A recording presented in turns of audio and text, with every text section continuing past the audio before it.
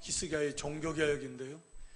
히스기야의 형통은, 히스기야는 남쪽 유다 분열 왕국으로 말하면 남쪽 유다 13대 왕입니다. 르보암부터 시작해서, 그리고 오늘 거기 본문 9절로 12절에는 앞서 17장에서 이렇게 기록했던 내용인데, 다시금 북쪽 이스라엘, 분열 왕국 북이스라엘의 마지막 왕 호세아 왕의 이렇게 멸망, 즉 남쪽 유다의 형통한 그 사건과 북쪽 이스라엘의 호세아 마지막 이스라엘의 멸망을 대비시켜서, 우리가 너무나 잘 아는 거지만 남쪽 유다 히스기야 왕 때는 이렇게 형통했고, 그리고 북이스라엘은 그때 망해버렸습니다.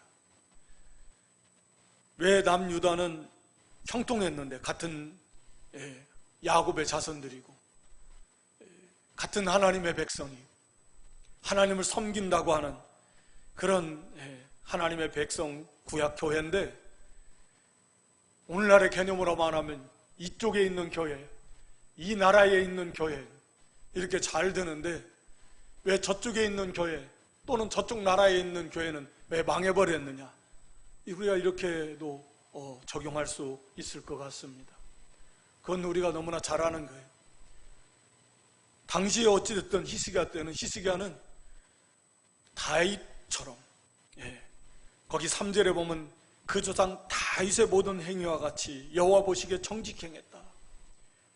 다윗과 같이 하나님 보시기에 정직히 행했다, 이거예요.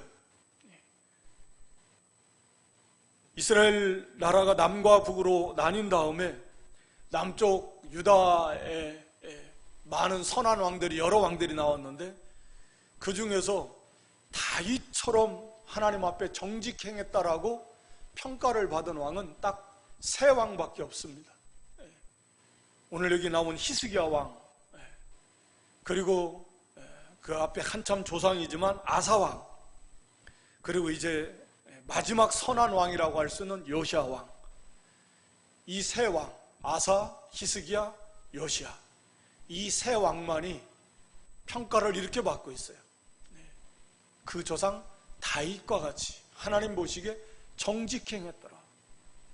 비록 남쪽 유다도 나중에 가서는 망하다시피 하지만, 그래도 중간에 이렇게 형통할 수 있었던 것은 하나님 앞에서 다윗처럼 정직히 행했다, 하나님 앞에서 바른 믿음의 길을 걸어갔다, 하나님 보시기에 바른 길을 걸어갔기 때문에 형통한 것입니다. 반대로 그 시대에 남쪽 유다는 형통함에 비해서 북쪽은 마지막을 달리고 있었는데, 그 호세아 왕 때 망해버렸어요, 아스르에 의해서. 왜? 거기 12절에 기록한 대로 이는 저희가 그 하나님 여호와의 말씀을 준행치 아니하고 언약을 배반하고 여호와의 종 모세의 모든 명한 것을 거스려 듣지도 않고 행하지도 아니하였기 때문에, 단순한 거예요. 하나님의 백성이 하나님 말씀을 순종하지 않았기 때문에, 그러면서 하나님을 섬긴다고 했기 때문에 망한 겁니다. 북이스라엘도 우리가 살펴본 대로 겉으로는 하나님 섬긴다고 했어요, 다. 그러나 내용적으로는 하나님을 섬긴 게 아니에요. 송아지 만들어 놓고 이게 하나님이라고 한 거예요. 그게 하나님입니까? 껍데기는 하나님을 섬긴다고 했죠. 말씀도 다 바꿔서 7월 절기를 8월 절기로, 하나님 말씀 따라서 레위를, 레위인 가운데 제사장을 세운 게 아니에요. 아무나 돈 갖다 바치면 제사장 세웠어요. 말씀도 다 내버리면서 껍데기만 하나님 섬긴다고 한 거예요. 그리고 여러 우상들을 섬겼습니다. 삶 속에서 당연히 말씀 순종하지 않았습니다. 그래서 하나님이 거듭거듭 하나님의 종들을 통해서, 선자를 통해서 회개하고 돌아오라고 했지만 거역했기 때문에 망하고 만 겁니다.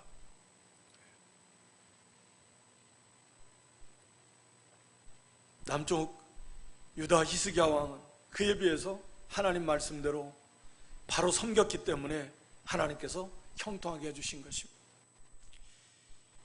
근데 여기 오늘 본문에 보면 히스기야 1절에 보면 아하스의 아들 히스기야다 이렇게 말하고 있습니다. 그런데 이 아하스 왕이 사실 아주 악한 왕이에요. 아버지 아하스는 아주 악한 왕입니다. 그래서 열왕기하 16장 사실에 보면 이 아하스가 아주 악해서 심지어 우상들을 막 섬길 뿐만 아니라 심지어 이 자녀들을 불 가운데로 즉 죽여가지고 태워서 이런 우상을 섬기는 그런 끔찍한 그런 죄를 저질렀던 왕이기도 하고요. 이사야 7장에서 보면 이렇게 북쪽 이스라엘과 아람 나라가 연합해서 아하스 왕 때 쳐들어왔는데 하나님 이사야 선지자를 통해서 하나님을 의지하고 하나님께 징조를 구하라 그랬어요. 하나님께서 반드시 이 북이스라엘과 아람 연합군을 물리쳐 주시겠다. 이사야 선지자를 통해서 하나님께서 징조를 구하라고, 하나님께를 의지하고 하나님께로 돌아오라고 이렇게 말씀했지만 아하스는 그 하나님께 구하지 않겠다, 하나님을 시험하지 않겠다 그러면서 그 하나님을 배척하고 오히려 아수르에게 손을 벌려서 아수르에게 막 조공을 잔뜩 바치면서 나는 당신의 종입니다, 섬기겠습니다, 신하로서 종으로서, 그러니 제발 와서 도와주십시오. 그래서 이 북이스라엘과 아람 나라가 연합해서 자기를 쳐들어왔는데 이들을 물리쳐달라고 아람에게 무릎 꿇고 갔다가 많은 이 조공 예물을 갖다 바치고 그때부터 계속 아수르를 섬긴 거예요. 하나님이 선자를 보내서 하나님께서 그걸 물리쳐 주겠다, 징조를 구하면 주시겠다, 어떤 징조든지 확신할 만한 징조를 주시겠다, 겁먹지 말고 하나님 의지하라고 해도 아닙니다, 나는 하나님 힘들게 하지 않겠습니다. 그러면서 이렇게 악을 행했던 아주 불신앙이었던 그런 아버지였고 왕이었는데, 참 놀랍게도 그런 악한 아버지, 믿음이 없는 그런 아버지 가운데, 그 아들 가운데서 히스기야가 참 믿음의 사람이었어요. 물론 이게 하나님의 그 섭리 가운데 또 예정 가운데 있었던 것이고 은혜 가운데 이런 일이 있었지만, 아마도 우리는 당연히 거기 2절에 보면 그 히스기야의 어머니의 이름, 유다의 왕들을 기록할 때는 꼭 그 어머니의 이름을 기록해 놓는 게 특징입니다. 아버지는 말할 필요 없지, 당연히 다윗의 혈통이니까 말할 필요가 없었던 것이고요. 그래서 그런 것 중에 하나가 이 어머니의 신앙이 당연히 이 왕에게 그 영향력이 굉장히 크게 미쳤을 것은 말할 필요가 없는 것입니다. 왜? 왕은 얼마나 국사가 바쁘겠습니까? 또 부인이 하나둘도 아니고 자식도 하나둘이 아니고 일일이 그거 어떻게 챙기겠습니까? 돌아볼 시간도 없고 마음의 여유도 없을 것입니다. 그렇다고 하면 이 어머니의 신앙이 이 자녀들에게 당연히 아주 굉장히 중요하게 미쳤을 건데, 그렇게 보면 여기 아비라고 하는 그런 히스기야의 어머니의 신앙이 아마 상당히 그래서 그 히스기야를 어려서부터 말씀과 기도로 이렇게 양육했기에 그 아버지의 아버지가 타락했고 왕이 타락했으니까 당시 이 아하스 시대의 신앙의 상태가 어떻겠습니까? 당연히 우상 중심의 그런 나라가 됐겠죠. 지도자가 타락하니까, 교회가 타락하는 것은 불보듯 뻔한 것이고, 당시는 신정국가니까 왕이 타락하면, 열왕기라는 거죠, 왕이 타락하면 그 나라는 반드시 타락해요. 물론 개중에 믿음을 지키는 신실한 사람들이 다 있습니다. 어느 시대나 교회 안에도 그렇듯이. 그래도 전체적인 흐름은 거스를 수가 없어요. 왕이 타락해 나가니까 많은 사람들이, 신하들과 많은 사람들이 거기에 동조해서 급속하게 타락해 가는 것입니다. 그런 환경 속에서도 이렇게 히스기야가 어머니의 신앙 교육 안에서, 또 하나님의 은혜 안에서 이렇게 믿음으로 경건한 믿음의 사람이 되었고, 오히려 그걸 본받기보다는 그것이 얼마나 잘못된 것인가 하는 것들을 아마 뼈저리게 느끼면서, 그러면서 또 아수르의 조공을 바치고 하나님 백성들이 하나님 의지하지 않고, 그래서 아수르의 신하처럼 종처럼 얼마나 고난을 받고, 그러면서 히스기야가 이제 왕위에 올랐고 독자적으로 이 왕권을 행사할 수 있는 그런 그 위치가 되었을 때에 종교개혁을 단행을 하게 되는 것입니다. 그래서 히스기야가 거기 3절에 보면 다윗의 모든 행위와 같이 여호와 보시기에 정직행했다. 이건 히스기야에 대한 어떤 히스기야의 일생에 대한 전반적인 평가라고 이렇게 볼 수 있습니다. 물론 히스기야도 잘못한 점이 없는 거 아닙니다. 아직 교만하기도 했고, 히스기야는 성공과 실패를 이렇게 반복한 뭐 큰 실패를 한 건 아니지만 그런 성공과 실패를 반복한 그런 이제 왕이거든요. 그래서 일생을 놓고 볼 때 하나님 보시기에 정직했다. 믿음과 양심을 똑바로 썼어요. 완전하지 않죠, 우리도. 그래도 언제나 하나님 앞에서 하나님 보시기에 정직하게 바른 길 걸어가려고 해야 됩니다. 잘못된 것도 고치고. 그래서 그 구체적인 내용이 거기 4절 이하에 나오는데 여러 산당을 제했다. 첫 번째가 산당을 제했습니다. 이 산당을 제했다라고 하는 것은 이건 정말 중요한 문제예요.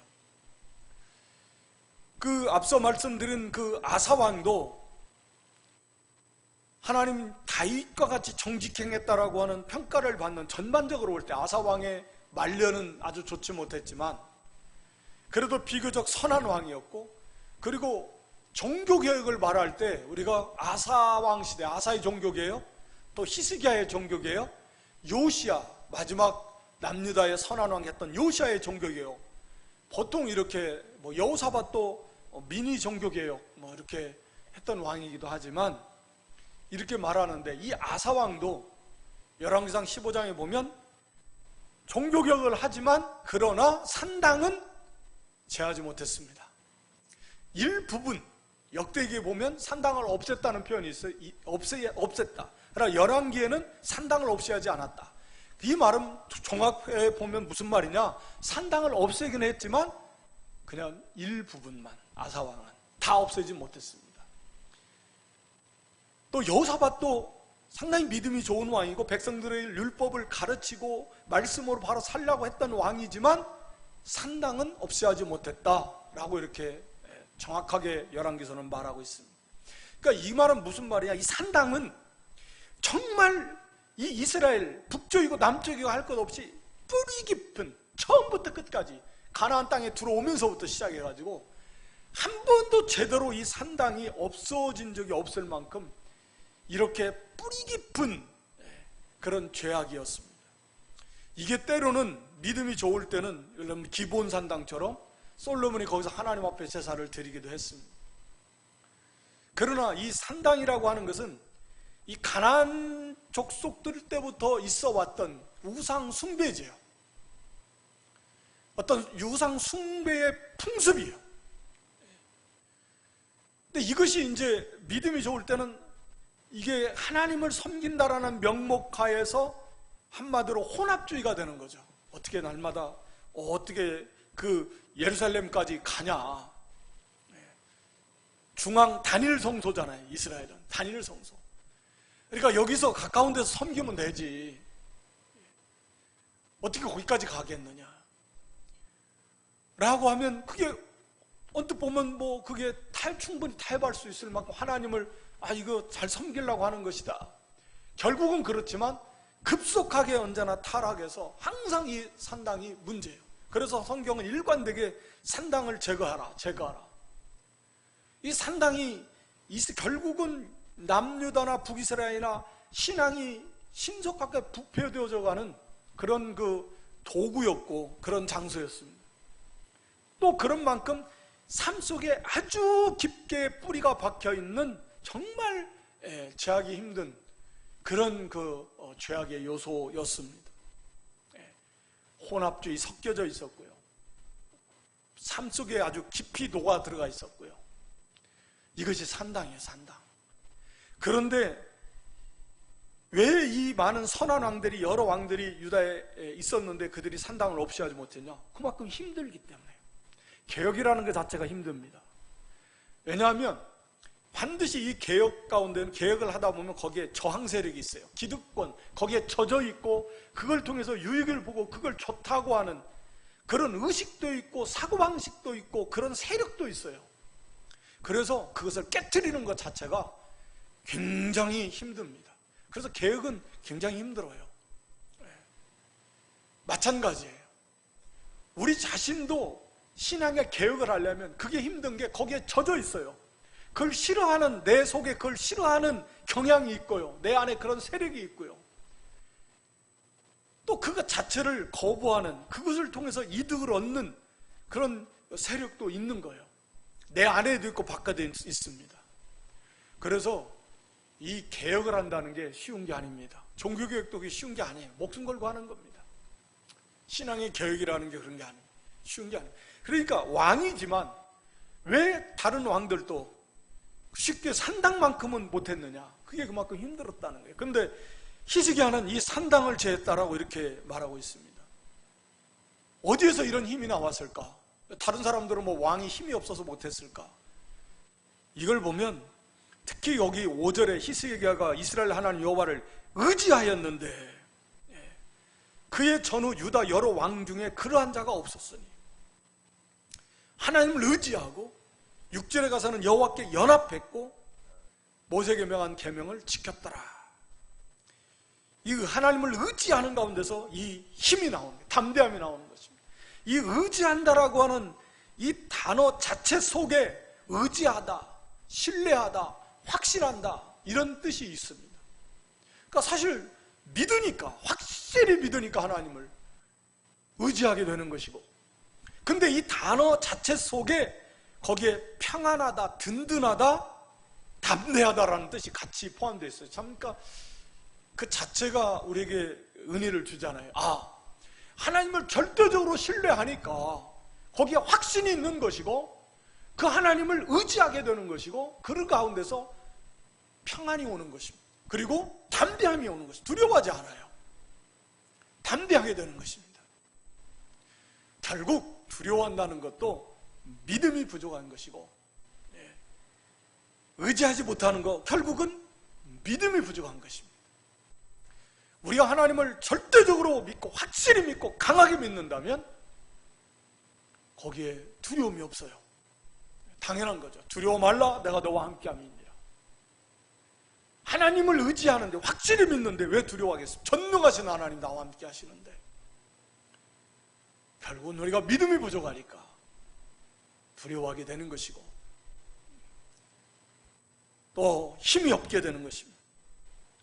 히스기야는 이스라엘 하나님 의지하였는 그의 전후 유다 여러 왕 중에 그러한 자가 없을 만큼 다 하나님을 의지하는데 그만큼 철저하게 하나님을 신뢰했다. 하나님 늘 가까이 하고 연합했다. 연합했다라는 문자적 의미는 뭐 사실 딱 하나가 된 거 아닙니까? 딱 달라붙은 거예요. 우리도 예수님과 연합되어 있어요. 우리도 예수님 안에서 하나님과 연합된 거예요. 성령은 아예 우리 안에 계세요. 뗄 수 없습니다. 실제적인 삶 속에서 그렇게 하나님을 의지하고 있는 것, 그렇게 주님과 연합된, 주님과 동행하고 있는 것. 물론 히스기야도 완전하진 않지만 그렇게 하나님을 딱 달라붙듯이 하나님과 연합돼서 늘 하나님을 의지하고 바라보고 찾고 구하고 그 하나님의 말씀을 항상 마음에 새기고 그렇게 힘쓰지 않으면 안 되잖아요. 오늘 우리도 살아가면서 알듯이 법적으로는 우리도 예수님과 연합됐고 그 뗄 수 없습니다. 그럼에도 불구하고 우리 마음이 주님을, 하나님을 얼마나 많이 떠납니까? 떠난다기보다는 주님을 찾는 시간이 훨씬 적은 거죠. 그것이 더 빠른 거죠. 그만큼 히스기야가 왕인데 바쁘잖아요. 왕이 올랐으니까. 얼마나 일이 많겠어요. 중요한 일도 많고 나라를 다스리려고 하니까 복잡하고. 그런데 하나님과 연합했다. 하나님을 의지했다.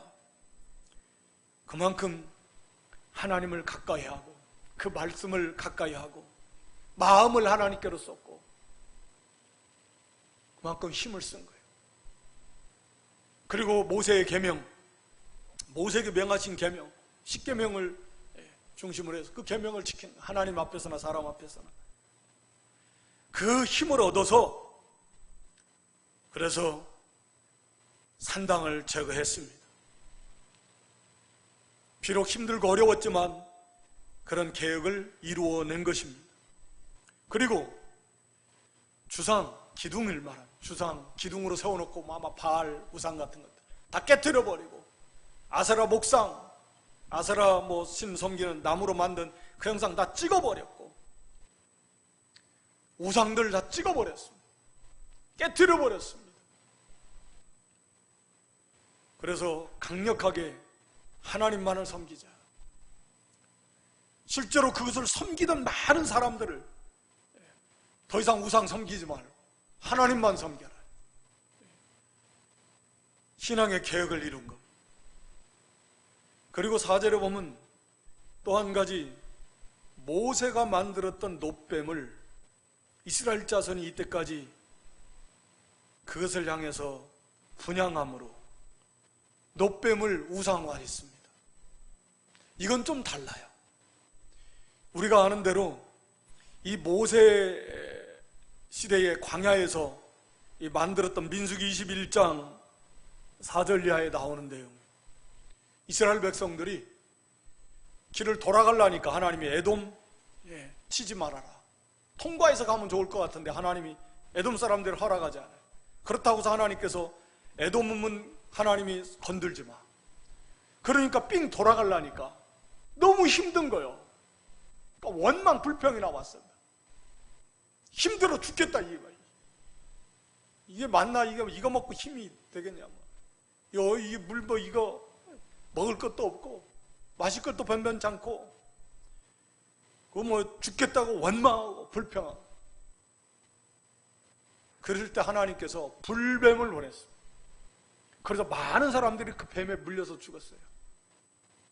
그랬을 때 모세가 하나님 앞에 부르짖고 하나님께서는 놋으로 뱀을 만들어서 창대에 메고 나아가서 이 놋뱀을 바라보는 자는 살 것이다. 그래가지고 많은 사람들이 뱀에 물려서 막 순속하게 뱀에 독이 퍼져 죽어가는 와중에도 그거 믿음으로 바라보고 살았습니다. 그게 뭡니까?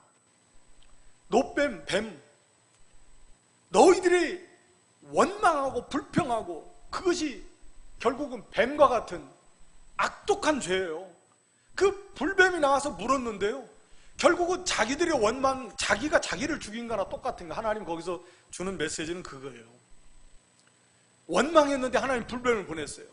그들이 원망 불평하는 것이 바로 그 불뱀과 같은 아주 악독한 죄인 거예요. 자기 죄가 자기를 죽인 거나 똑같습니다. 그런데 하나님께서는 그 죄를 용서해 주시겠다라는 거죠. 그게 그리스도께서 십자가에 달리는 걸 상징하는 거예요. 그래서 아니 왜 놋뱀이 장대에 달린 것을 예수님이 요한복음 3장에 보면 인자도 그와 같이 달려야 된다. 그러니까 예수님이 십자가 달리신 것이 왜 예수님이 십자가 달리셨어요? 죄에 대해 죽은 거예요. 그러니까 그 죄를 심판하신 겁니다. 장대에 달려 예수님이 십자가에 달리심으로써 죄를 심판하고 사탄을 심판하고 사망을 심판한 거나 마찬가지예요.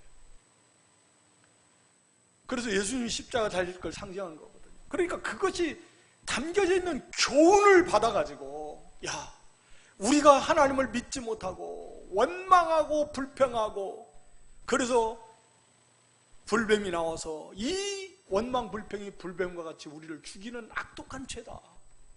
다시는 우리가 하나님 의심하지 말고 원망 불평하지 말자. 놋뱀을 보면서 그걸 생각해야 될 거 아니야, 그 교훈을.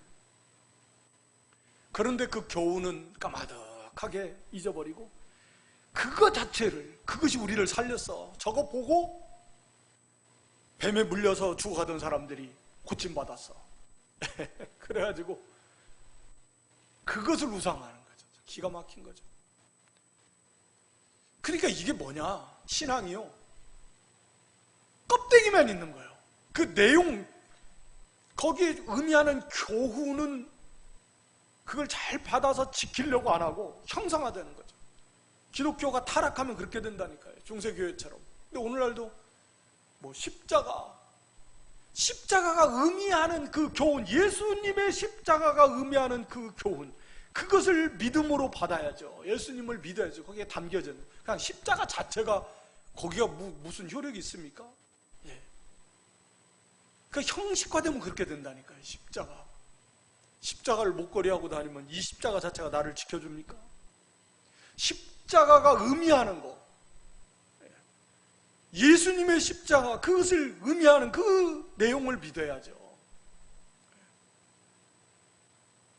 신앙이 당시에 다른 우상과도 마찬가지로 심지어는 그런 그 신앙적인 하나님의 은혜로 주신 것조차도 그것이 타락하니까 껍데기만 남아가지고 의식화돼가지고 나중에는 그것을 우상화하는,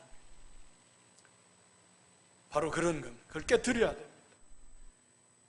우리가 믿음이 타락하면요, 형식만 거창하게 하고 의식만 거창하게 하고 거기에 담겨져 있는 내용, 그 말씀을 받아서, 그 교훈을 받아서 그 말씀대로 회개하고 그 말씀대로 바로 서려고 하는 그런 것이 아니고 그저 그냥 의식과 형식이 거창하고 화려하고 눈과 귀를 만족하고 즐겁게 함으로써 할 일을 한 것처럼, 그거 아닙니다. 그거 아니에요. 오늘날 아마 한국 교회도, 우리 교회도 그런 쪽으로 치우쳐가고, 왜 하나님이 이런 징계를 허락하셨는가? 왜 이 코로나가 교회, 물론 뭐 교회라고 다 진실한 교회라고 볼 수는 없지만 어찌됐든 교회 안에 많은 확진자가 나오는가? 하나님의 절대 주권의 하나님이신데 우리 생각 같아서는 교회 안에서는 한 사람도 발생 안 하고, 그렇으면 오히려 정말 하나님 살아계신 하나님이시다, 세상 사람도 그걸 좀 보고 알 것 같고, 우리 생각에는 그럴 것 같은데 왜 하나님께서 그걸 막아주시지 않나? 우리가 구약에서 살펴본 대로 오늘 여기 북이스라엘이 하나님 나라인데 왜 하나님도 모르는 이방 아수르에 의해서 짓밟히냐? 왜 그렇게까지 하나님이 하시는가? 이건 마치 그런 거겠죠. 하나님이 큰 틀에서 보면 우리 부모가 자식 얼마나 사랑하는 자식이지만 종아리에 철철 피나도록 때리는, 요즘 뭐 그렇게 때리는 부모 별로 없겠지만 옛날에는 그 자식 잘더라고 가슴이 찢어지는 듯이 그걸 얼마나 아프겠어요. 그런 눈에 넣어도 안 아플 자식을 막 종아리를, 회초리를 때리면서 톡톡 붉어지고 막 피먹지고, 그래서 그 자식이 좀 바로되게 하려고 막 그런 심정이겠죠. 그렇게 스스로 하나님의 이름을 욕되게, 욕이 돌아가게 하시면서 하나님의 백성을, 하나님의 교회를 낮추고 욕먹고 징계라고 봅니다. 분명히 세상보다 교회가 더 잘못된 건 아니야. 아무리 그래도 교회가 타락했지만 세상보다 타락하겠습니까? 그런 건 아니에요. 그러나 하나님의 교회가, 하나님 보실 때 오늘 한국 교회가 우리를 포함해서 이거 아니야. 그래서 좀 깨달으라. 우리가 말라기서에 보면 누가 성전문 닫아버렸으면 좋겠다. 차라리 와서 하나님 앞에 제사 드리는 거, 하나님 그 모습 보기 싫다. 삶은 엉망이고 온갖 죄악을 행하면서 하나님 앞에 나와서 그것도 번거롭게 귀찮게 여기고 힘들게 여기면서 하나님 앞에 나와서 제사 드린다고. 하나님께서 그냥 문 닫아버렸으면 좋겠다. 아예 성전에 못 나오도록. 오죽하시면 하나님이 그런 말씀을 하셨겠습니다. 그 정도일지는 모르겠습니다만 우리가 하나님 마음이 예배를 못 드리도록 이렇게 세상 세력을 통해서 되도록 허락해 버리신 것은 모이고 싶어도 못 모이는 여러 가지 주시는 교훈이 있다고 봅니다. 그런 면들을 찾아서 회개하고 모이고 싶어도 모이는 걸 좀 귀찮게 여기고 힘들게 여겼던 것, 모이고 싶어도 못 모이는 이것은 약과겠지만 우리가 계시록 마지막 환란 때 가면 이제 그때는 정말 맛보기라고 할 수 있을 겁니다. 그때는 목숨 내놔야 돼. 예수 믿는 것. 그래서 신앙의 개혁, 하나님의 나라가 얼마나 타락했어. 그래서 히스기야가 그거 다 깨트리고 부수고, 느우스다니라 이거 노조각이야. 노조각. 왜 노조각을 섬기냐? 느우스다니라 노조각이야. 노조각이 하나님이냐? 금조각이 하나님이냐? 은조각이 하나님이냐? 오늘 우리가 돈을 하나님처럼 섬기는데, 그래서 이거 다 깨뜨리고 오직 하나님만 의지하고 하나님 말씀을 순종했어요. 그러니까 7절에 가서 보니까 여호와께서 저와 함께 계시매 저가 어디로 가든지 형통하였더라. 그리고 저가 아수르 왕을 배척하고 섬기지 아니했어요. 말씀드렸듯이 자기 아버지 아하스 왕 때 아수르 왕의 종 노릇하면서 조공을 갖다 바치고 많은 예물을 조금 바치는 게 아니에요. 뒤에 가서 나오지만 히스기야 왕 때도 은 몇백 달란트, 금 몇십 달란트 어마어마하게 보내야 됩니다. 그런데 히스기야가 이제 그만하겠다. 아수르 안 섬겼어. 하나님 의지하고 또 블레셋 친아수르 정책을 폈던 블레셋 다 점령해버렸습니다. 망대에서부터 견관선까지 다 점령해버렸습니다. 열왕기에는 이거 이렇게 표현하고 있지만 역대하 32장 27절 이하에 보면 제가 잠깐만 읽어드리겠습니다.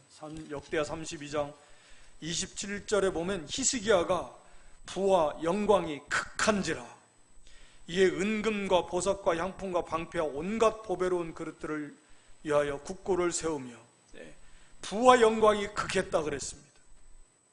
또 역대하 32장 23절 마지막에 보면 히스기야가 열국의 눈에 모든 세상 나라 사람들이 볼 때 존대하게 됐더라. 크고 존귀하게 되었더라.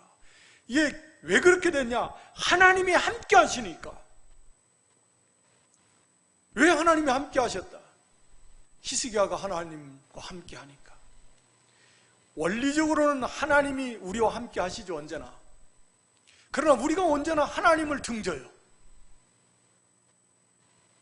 그러나 히스기야가 온전히 회개하고 계획을, 이 모든 우상을 타파하고 깨뜨리고 부수고 하나님을 철저하게 의지하고 믿고 따르고 하나님과 연합하고 하나님을 찾으니까 하나님이 만나주시고 하나님을 가까이 하니까 하나님이 가까이 해주시고 하나님을 의지하고 하나님과 연합하니까 하나님이 언제나 함께 해주시니까 어디로 가든지 형통해. 정치적으로든 외교적으로든 군사적으로든 경제적으로든 만복의 근원이 하나님이시니까 다 형통한 거예요. 거기에 필요한 모든 사람이 필요하면 사람 붙여줄 것이고 하나님 다 되게 하시고 막을 건 막고 열을 건 열어주고 얼마나 쉬워요. 만복의 근원이시오. 절대 주권의 하나님, 생사부 주관하시는 하나님 다 알잖아요. 우리가 흥망성쇠를 주장하시는 것, 높이고 낮추시고 부하고 가난하게 다 하나님께 있습니다. 형제들아 속지 말아라. 가장 좋은 은사가 빛들의 아버지께로부터 온다. 다른 데서 오는 게 아닙니다. 하나님께로부터 오는 거예요. 그 하나님을 기쁘시게 하고 그 하나님의 마음을 시원하게 해드리고, 우리가 지난 시간에 살펴봤지만 그 앞에 17장 37절에 여호와가 너희를 위하여 기록한 율례와 법도 너희를 위해서, 하나님이 우리를 위해서 주신 말씀이지 우리를 힘들게 하고 어렵게 하고 피곤하게 하라고 주신 말씀이 아니라 너희의 행복을 위해서 주셨다. 그런데 그런 하나님 말씀은 저버리고 자기를 위해서 우상을 만든다 그랬어요. 자기를 위해서 우상을 만들수록 그건 자기를 위해 하는 게 아니라 자기를 멸망시키는 것이다. 고통스럽게 하는 것이다. 우리를 가장 위하시는 분은 하나님이십니다. 우리를 가장 나보다 더 사랑하시는 분은 하나님이십니다. 우리를 가장 위하시는 분이 하나님이세요. 그래서 우리를 위해서 하나님이 이 모든 말씀을 주셨어요. 말씀대로만 산다면 가장 완벽한 행복한 삶을 살 것이고 가장 영광스럽고 존귀하게 될 것이, 물론 완전하진 않지만 그런 중심과 그런 목표를 가지고 하나님 중심, 오직 말씀 중심으로 살아가 하나님을 더 간절하게 찾고 구하고 의지하고. 히스기야도 왕이 얼마나 바쁘고 분주하고 중요한 일이 많겠습니까? 왕인데. 그래도 첫째가 하나님을 찾는 일, 하나님께 구하고 하나님을 의지하고 하나님 말씀을 늘 가까이 하고 하나님과 연합된 삶. 어디로 가든지 하나님은 함께 해줘요. 은혜를 줘요. 지혜를 줘요. 능력으로 함께 해줘요. 형통해요. 모든 열국의 눈에 존대케 돼요. 부와 영광이 심히 극하게 돼요. 하나님 복을 주시니까 그렇게 된 거예요. 우리 교회가 오늘날 우리 성도 한 사람 한 사람 하나님 말씀에서 벗어나니까 이렇게 된 거죠. 말씀에서 벗어나 의식화되고 형식화되고 하나님보다 더 중요하게 여기는 우상들 많이 만들어 놓고 껍데기로는 하나님을 섬긴다고 하지만 실제적인 삶 속에서 거룩과 의를 이루지 못하고, 그래서 멸망했던 북쪽 이스라엘처럼, 그리고 역사 속에서 많이 사라져가 버렸던 수없이 많은 교회들처럼 오늘 우리의 교회가, 한국교회가 그런 전철을 되풀이하지 않았으면 좋겠습니다. 심히 두렵고 떨림으로 우리가 근본 이런 어려운 가운데서 하나님의 징계의 손길을 너무나 낙심할 것도 없고, 그렇다고 또 가볍게 여기서도 안 된다 그랬습니다. 받을 건 받고 깨달을 건 깨닫고, 그러나 하나님의 교회는 결단코 무너지지 않습니다. 우리가 그런 하나님의 참 교회가 되어야 됩니다.